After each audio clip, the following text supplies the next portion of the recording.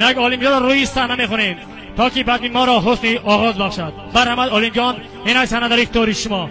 عالم جان آوازی تو را شنیده دل زنده شود، آوازی تو را شنیده دل زنده شود، آثاری غم ز دل پراکنده شود. هرگاه تو بخوانی عالم جان سرودهای تازه، بلبل ز هنرهای تو شرمنده شود. این لحظه عالم جمعه خان در خدمت شما بنده های خدا. مرحبا.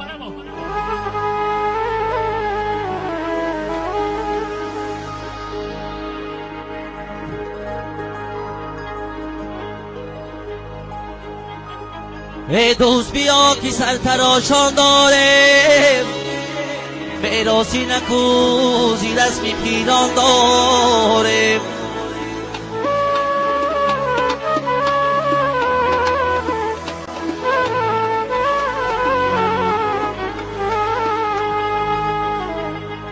با رقص و سرود شه بچه آمد به میان، شکرانه به نامی پاکی از دان داریم.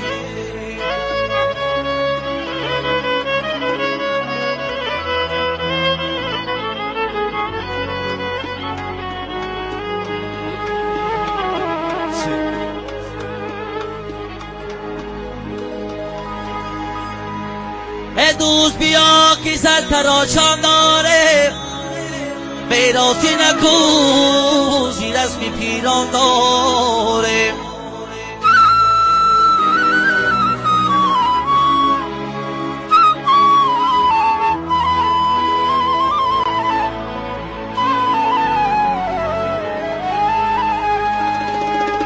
با رقص و سرود شه بچه آمد به میان، شکرانه به نامی پاکی از دان داره. مبارک شه شه بچه، شکرانه به نامی پاکی از دان داره. یاره مرحمت همه شما رو با بزمی سرترشون ببله.